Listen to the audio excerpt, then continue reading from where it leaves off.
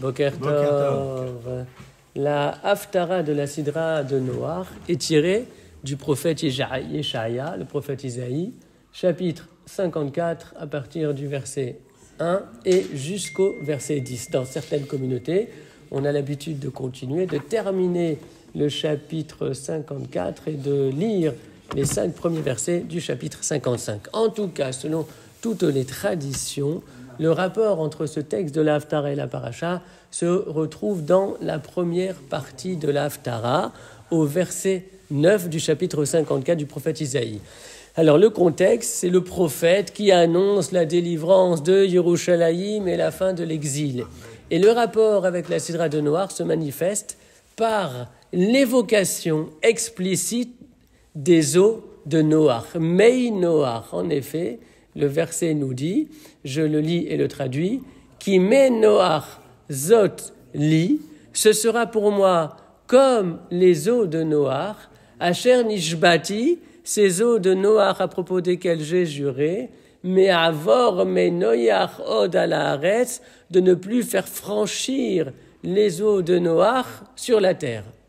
Ken, ainsi, nishbati, j'ai juré, migsof alayir ou migearbach, ainsi j'ai juré de ne plus m'irriter contre toi, ni de te réprimander. Alors je relis le verset, c'est Dieu qui parle. Ce sera pour moi comme les eaux de Noach, à propos desquelles j'ai juré de ne plus faire franchir les eaux de Noach sur la terre.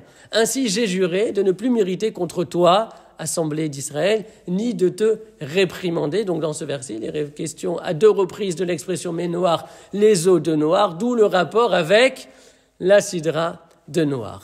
Alors a priori, ce verset, on n'y comprend rien, n'est-ce pas?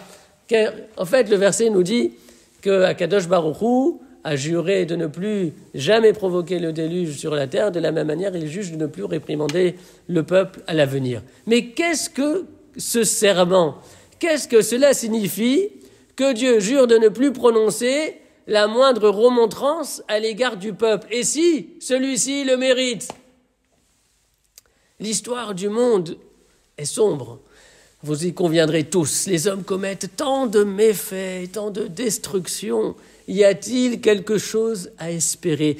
Y a-t-il lieu d'être encore un peu optimiste et d'attendre quelque chose de l'homme?